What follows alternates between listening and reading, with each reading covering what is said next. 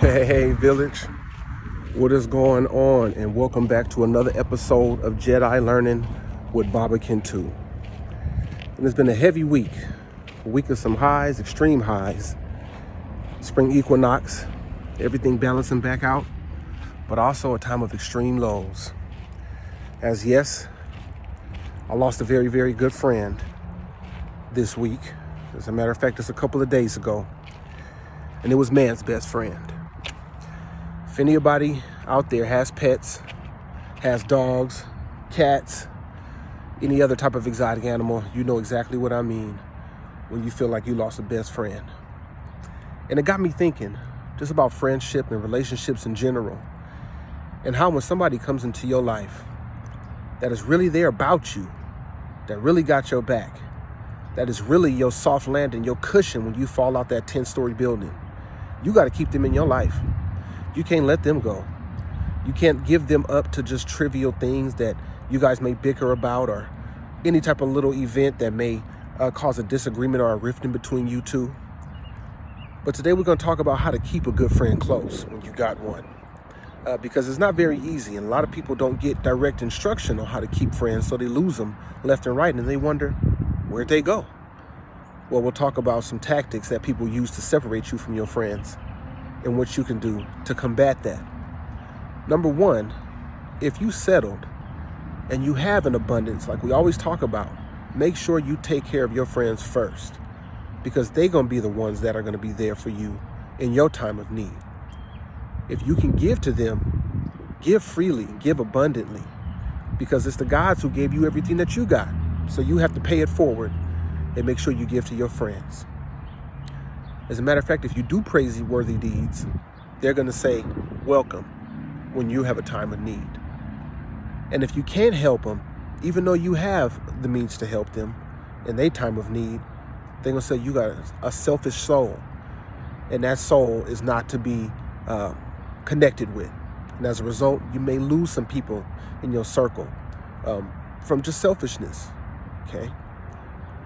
But as we continue, you can always plan for tomorrow. And I'm not saying go out there and just give everybody everything that you have, because you can be taken advantage of. But one thing that you do need to do when you give is make sure that you're giving to those who you really, really feel strongly about.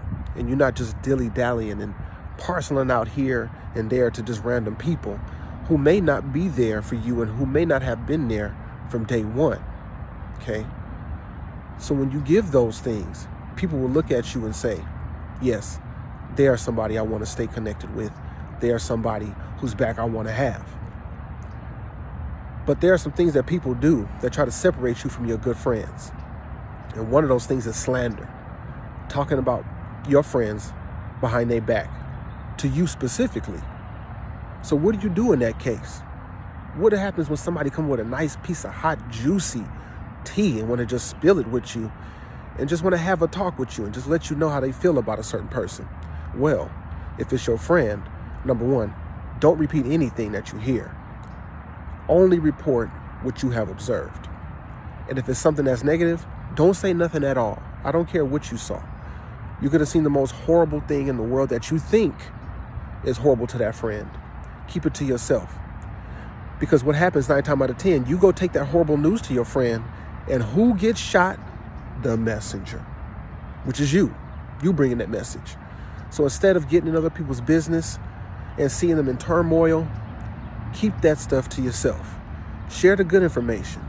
Share anything that you feel like is going to uplift the relationship and uplift that person, which in turn will uplift you. But if it's something negligible, don't say nothing at all. And this is how you really stop them cold in their tracks. They come to you talking something about your friend, a really good friend that you want to keep around.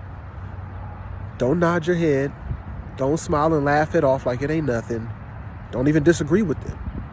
You say absolutely nothing and place that on extinction, which means you give it absolutely no attention whatsoever.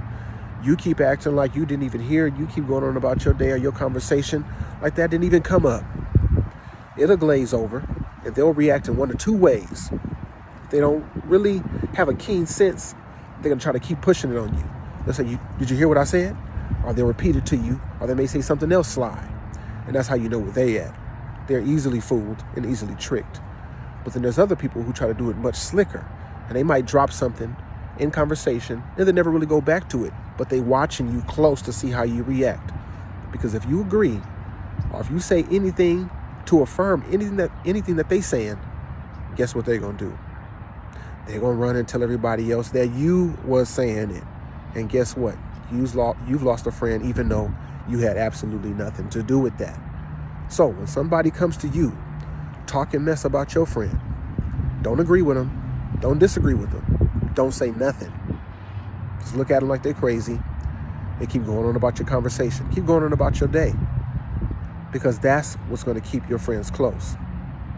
As a matter of fact, what's going to happen, and this is the top of the line right here, is that person who's talking the mess to you, they are going to recognize your worth more than anybody else.